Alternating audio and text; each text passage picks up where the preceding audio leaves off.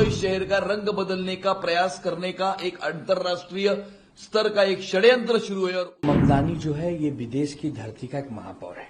हमारे देश में पहली बात दखल देने का उसको कोई नैतिक अधिकार नहीं है। ममदानी को मैं कहना चाहूंगा कि आप न्यूयॉर्क के मेयर बने, न्यूयॉर्क संभालो, हमारे मामले में इंटरफेयर मत करो। जोराम ममदानी ने उमर खालिद, जिसने भारत तेरे टुकड़े होंगे इंशाअल्लाह इंशाअल्लाह इस प्रकार की घोषणाएं दी थी, उसके प्रति सहानुभूति जो है वो व्यक्त की है।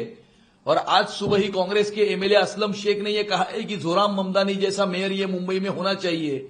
ये असलम शेख उद्धव ठाकरे की सरकार में उनके साथ में मुंबई शहर के पालक मंत्री थे, उनके कंधे से कंधा मिलाकर वो काम करते थे उस महाविकास आघाड़ी की सरकार में।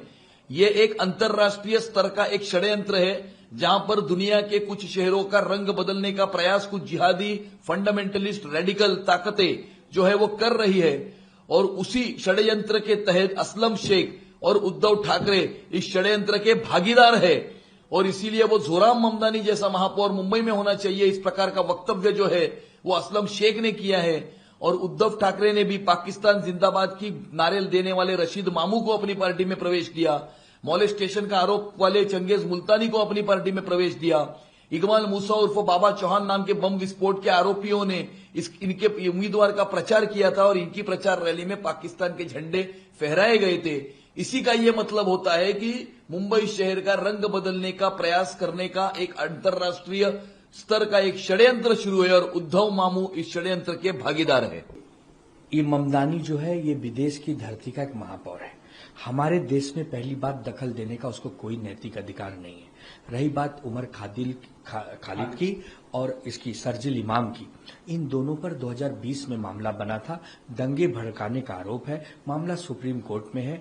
कल जब याचिका आई कि इसकी जमानत हो कि न हो, तो सुप्रीम कोर्ट ने जमानत याचिका यह कहकर खारिज कर दी कि प्राथमिक दृष्टि में दिख रहा है कि इनका बड़ा रोल है, ये संदिग्ध हैं, अभी हम इनको बाहर छोड़ेंगे तो साथ सबूतों से छेड़छाड़ कर सकते हैं, उस बिना पे इनको रखा है। इस देश में अगर आपको रहना है, इस देश से आपको आगे बढ़ना है तो आपको देश को प्यार करना होगा। इस देश में टुकड़े टुकड़े करना, देश विरोधी नारे लगाना, असम को भारत का हिस्सा नहीं होने देंगे ये कहना, ये सारी चीजों को कोर्ट ने संज्ञान में लिया है। और जिस प्रकार कर जमानत याचिका खारिज हुई है तो वामपंथी के कुछ स्टूडेंट ने जो नारे देश के विरोध लगाए हैं उसका भी हम निषेध करते हैं। यह देश भगत सिंह, राजगुरु, सुखदेव, असफुल्ला खां और चंद्रशेखर आजाद का देश है। यह देश बड़ा खूबसूरत है, बड़ा प्यारा गुलदस्ता है। यहाँ पर भारत माता की जय तो हो सकती है लेकिन तेरे टुकड़े होंगे हजार बर्दाश्त नहीं होगा। तो ये खालिद उमर और ये जो शर्जिल इमाम है इनके विषय को कोर्ट तय करेगी। इसमें किसी भी नेता को बयानबाजी से बचना चाहिए। जो मामला देश और जुडिशरी का है उसमें हम नेताओं को दूरी बना के रखनी चाहिए।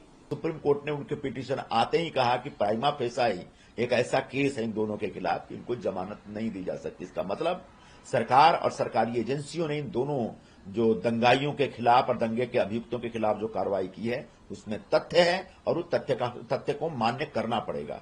रह गई बात उन दोनों के संदर्भ में जो पूरी दुनिया से जो अलग अलग जो लेफ्टिस्टों का जो स्टेटमेंट आता है, जिसमें अभी एक ममदानी जी बने हैं, न्यूयॉर्क के मेयर बने हैं, और उन्होंने जिस तरीके से अपना नोट भेजा है उमर खालिद के पक्ष में वो सरासर गलत है।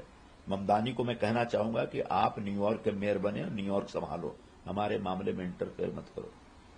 अगर इंटरफेयर करना है तो पहले विषय की जानकारी ले लो। जो व्यक्ति दंगे का अभियुक्त है उसके साथ खड़ा होना मतलब आप जिहादी हैं और दंगाई प्रवृत्ति रखते हैं।